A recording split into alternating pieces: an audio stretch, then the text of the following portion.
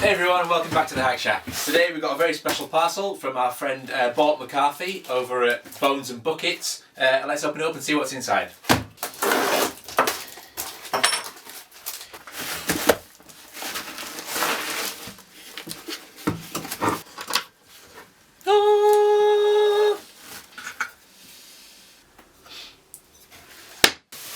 Now, for those of you that don't know, Brett made me this knife and he forged it out of ply steel. And it's very beautiful, but I've got a bad feeling that it's not actually going to work, so let's try it out.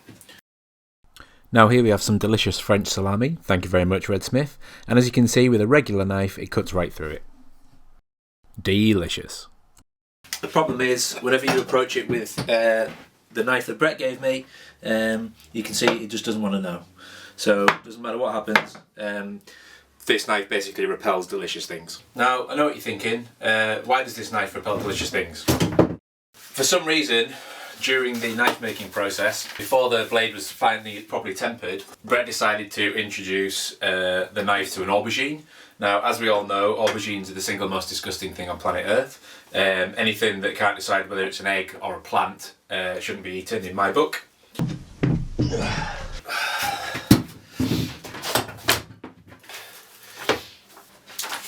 Just as I thought. So it says here, under eggs and plants, that eggs are meant to be fried and served on breakfasts, and that plants are meant to be turned into planks and then used to build ships. Ah! Woohoo! So, knowing that, let's go and see if there's something that we can introduce the knife to cancel out the negative effects. Now, hot sauce is usually good at hiding a multitude of sins. Let's see what we've got in the fridge.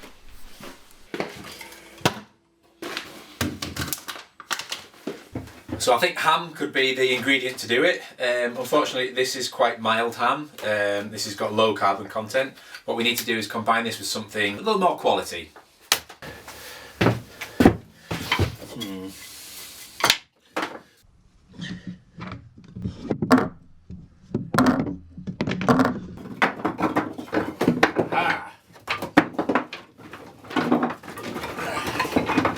That'll do it.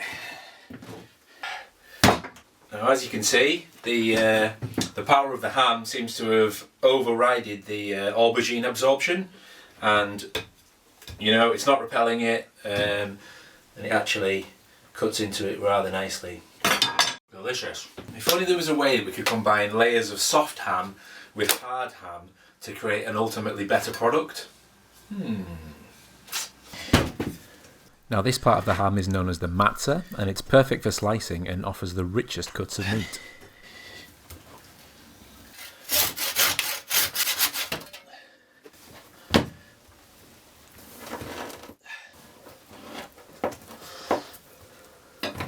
Now we want to get some nice wide slices out of this to avoid any dehamination.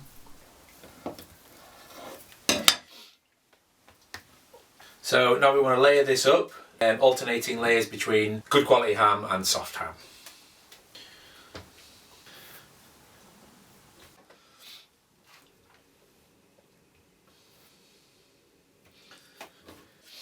Now, when we come to heat this in the forge, we don't want it, as we said, to dehaminate, so we're going to have to apply pressure while it's heating.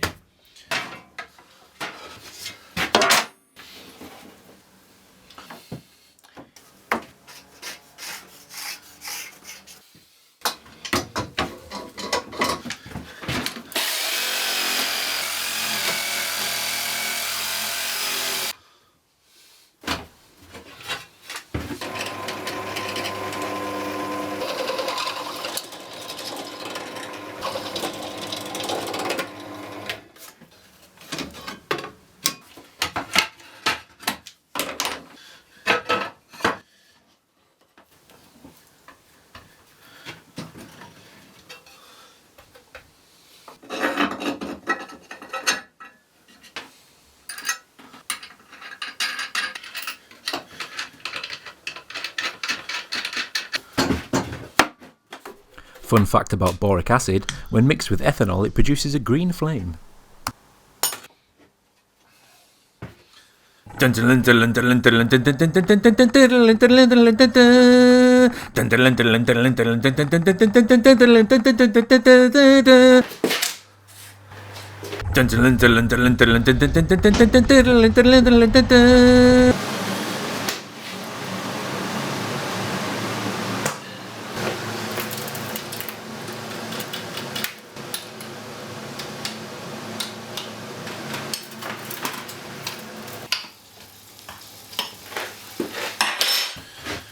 Great.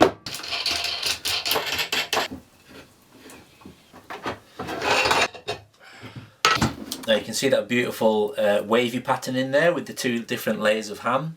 And that's actually in Japanese sword making where we get the word hamon from. There's no way that's true.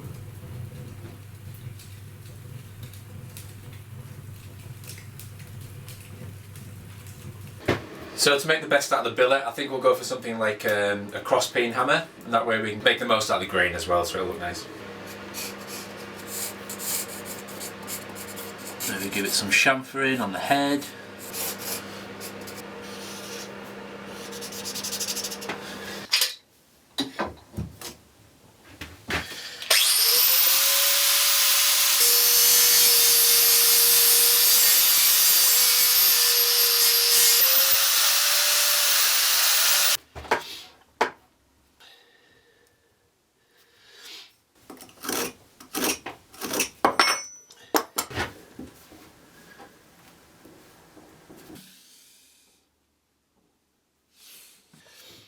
So we've got the hammerhead, I guess we just need to handle it now.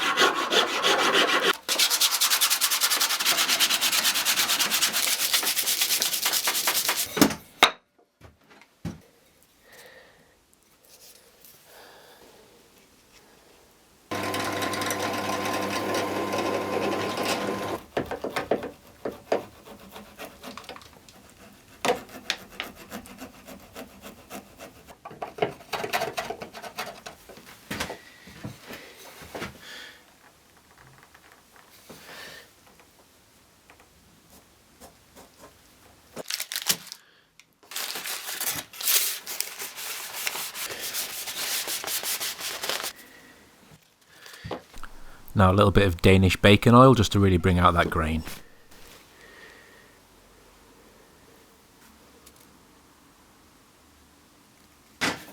I have the hammer!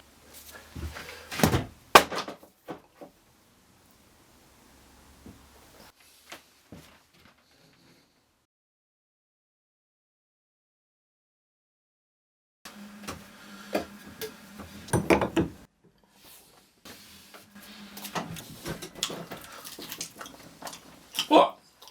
Still food.